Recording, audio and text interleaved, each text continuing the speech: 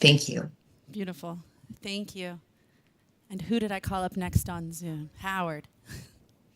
Thank you very much. I go back to what the person said a few minutes ago about the Akedah and the covenant that God made with Abraham, and he wanted a commitment from the Jewish people. I wonder what the people in the Holocaust were thinking of when they knew they were going to their doom, and even today, the hostages. Where is God for those people? I think that God, in his commitment to the Jewish people, has a lot to answer for. Mm. Thank you. Thank you, Howard. So we have several other texts that are in this source sheet, but we do need to wrap up. So I'm going to tell you what they're about, and you can look at them on your own just so that you have them. The next source I brought in is when Moses is first introduced to God, and God says that God should be called Ehyeh Asher Ehyeh. I will be what I will be.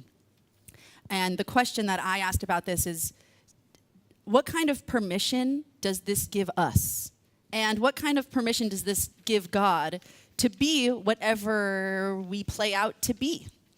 Right? We have goodness. If we're made in the image of God, we also have this compassion and love and kindness and generosity and hopefully slow to anger. But we also have this ability to be jealous out of love, or jealous out of anger, or punishing to people, right? And if God is naming God's self, Ehyeh Asher Ehyeh, I will be what I will be, what does that say about a reflection on us of humanity being made in God's image? And the next two sources are human accounts of experiencing the same kin'ah, the same jealousy that God is talking about. And so in line with Passover, I brought in Elijah. And we know that Elijah perhaps kills a bunch of idol-worshiping prophets, and many, many thousands of them, out of zeal, out of kin'ah, jealousy for God. And so what happens with Elijah? That's something you can look at here. And the last case on the back is Phinehas, who also kills in the name of God, but out of this zeal. And what I want to close with is that what Phinehas is kind of rewarded with, I want to say, is a brit shalom, a covenant of peace. And so the teaching that I want to end with on the covenant of peace, when I was talking to my family through this, is why does God establish a covenant of peace with Phinehas, who has all of this like righteous anger in the name of God? It's God lovingly saying, I hope you never have to do that again, right? Take a breath. You've done what you need to do for me, and I appreciate it, and I'm going to reward you with this covenant of peace so that hopefully your heart can be calm and you don't need to ever do this again. So I pray that one day we will be in a world where we don't have to act out of anger, where we don't have to act out of zeal, because people will know to take a step back and that we're in this Brit Shalom all together as humankind. And now, we're going to turn now, fittingly, to a prayer for Israel.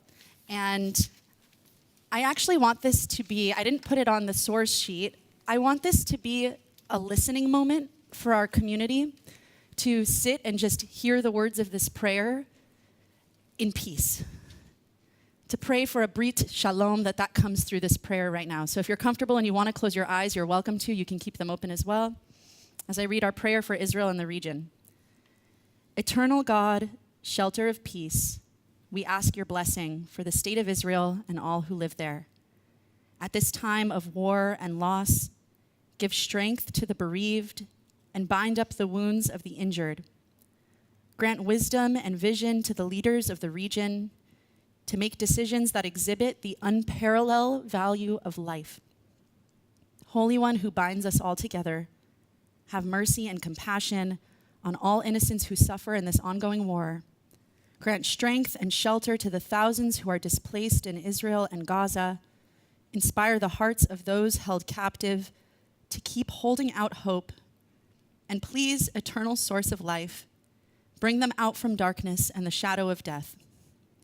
May we, seekers of righteousness and goodness, have the courage to walk the very narrow bridge that ensures the safety of our people while pursuing long-term peace. And let us say, Amen. And now we turn our thoughts to those, still in the presence of our Torah, by the way, we turn our thoughts to those in need of healing.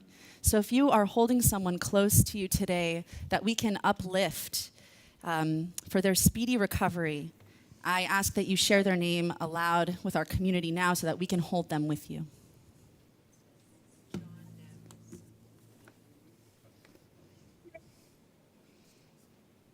And we're reading the names on the chat on Zoom as well.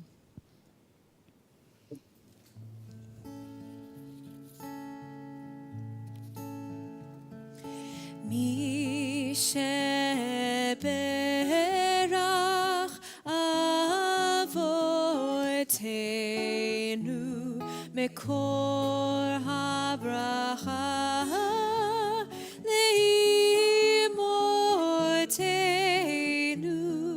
May the source of strength, who bless the ones before us, help us find the courage to make our lives a blessing, and let us say, Amen.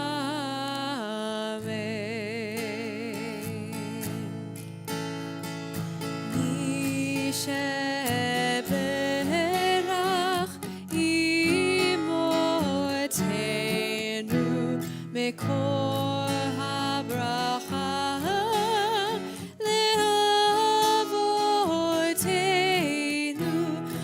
those in need of healing with refuah shlema, the renewal of body, the renewal of spirit, and let us say, Amen.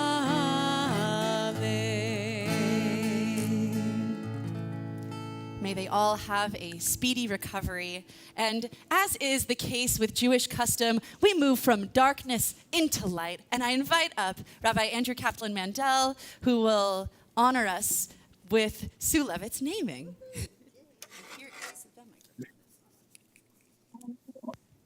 Susan, I'll invite you to come up behind our Torah.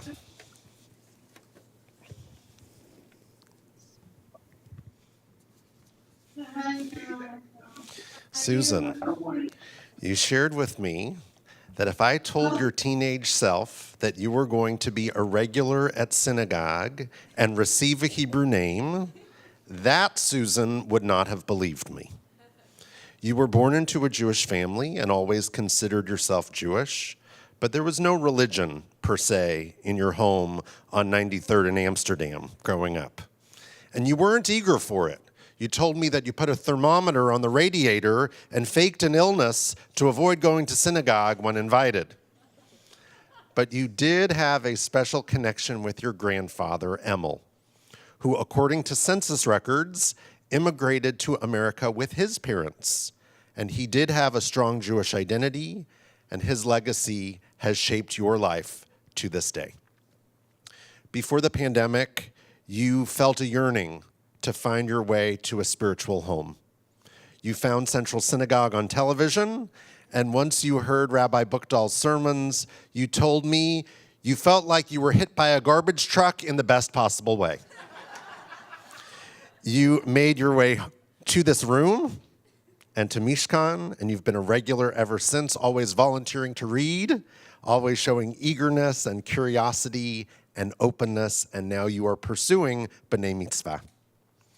How fitting that you have chosen the name Shoshana Amelia. Amelia, to honor your grandfather Emil, and Shoshana, a blossoming flower, the blooming of your connection to Judaism. May the flowering of your Jewish identity grow ever more fragrant as you continue to learn, to grow, and to bless us with your presence. And now I'll invite up Cantor Pearsall, who will offer you the priestly benediction.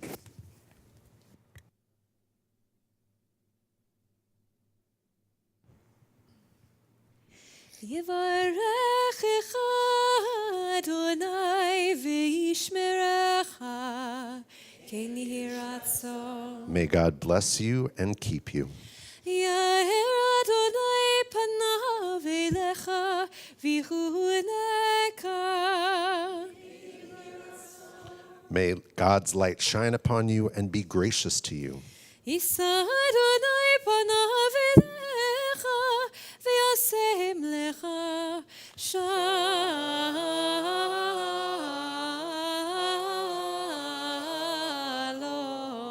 שלום, כן יהי רצון. May God lift up God's face to you and grant you the gift of peace.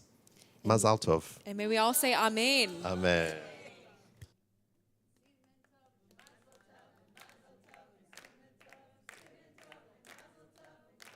Simen tov, umazel tov, simen tov, Yehelanu, Yehelanu, Yehelanu, Ulecho Yisrael.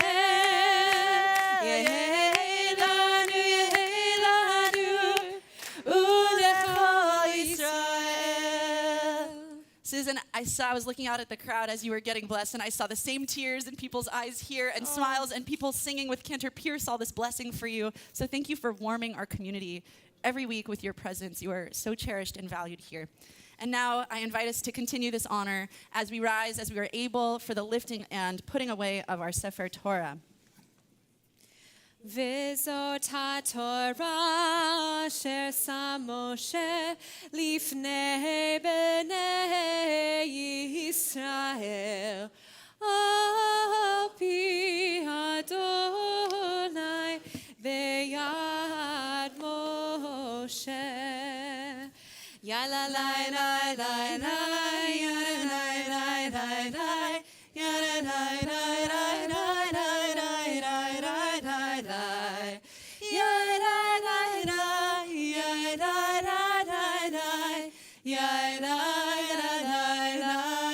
לי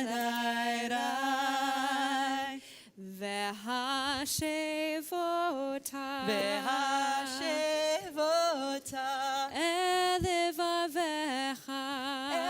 לבביך כי אדוני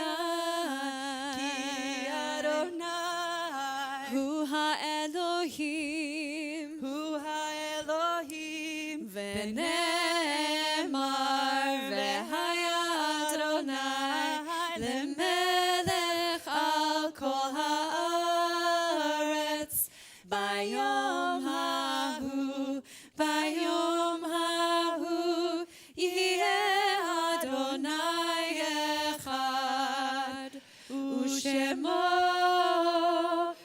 אחד.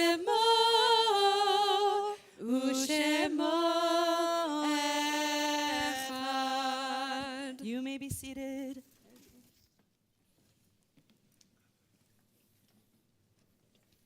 A poem by Alden Solovey.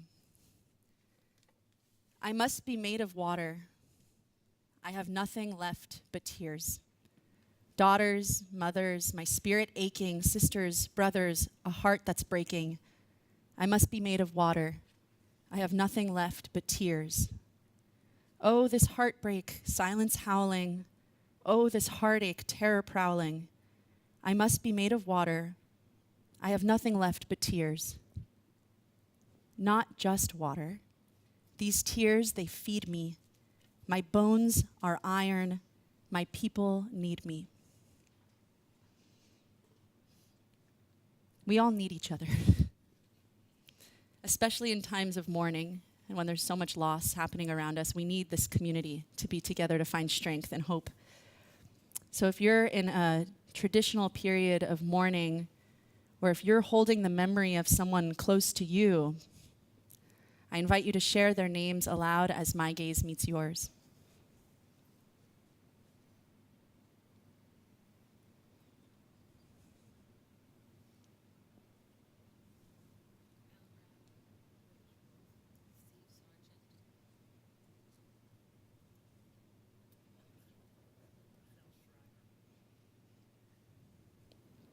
And on Zoom,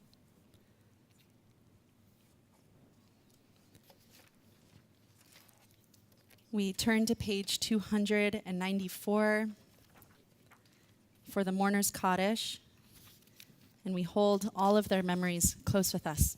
And we rise as we are able. Yitgadal v'yitkadash shemei Rabbah, be'alma divrach yirutei ve'amlich malchutei, b'chayechon uv'yomechon uv'chayei dechol Beit Yisrael, ba'agala uv'izman kariv ve'imru, Amen. Yehei shmei Rabbah mevorach le'olam u'lalmei almaya. Yitbarach v'yishtabach v'yitpa'ar v'yitromam v'yitnaseh v'yitadar v'yit'aleh v'yithalal shemei dekudesha brichu le'ela min kol birchata v'shirata tushbechata v'nechemata da'amiran be'alma v'imru, Amen. Yehei shlama Rabbah min shemaya v'chaim aleinu ve'al kol Yisrael v'imru, Amen. Oseh shalom bibromav hu ya'aseh shalom aleinu ve'al kol Yisrael v'imru, Amen. Yaseh shalom, Yaseh shalom, shalom aleinu ve'al kol Yisrael. Yaseh shalom, Yaseh shalom, shalom aleinu ve'al kol Yisrael. May their memories continue to serve as a blessing. And we close as we began with the words of Hava Nashira together. Hava Nashira, Hava Nashira, Hava Nashira, let us sing. Hava Nashira, Hava Nashira, Hava Nashira, let us sing.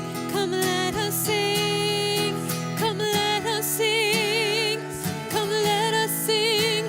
Hava Nashira, come let us sing, come let us sing, come let us sing. Hava Nashira, Hava Nashira, Hava Nashira, Hava Nashira, let us sing.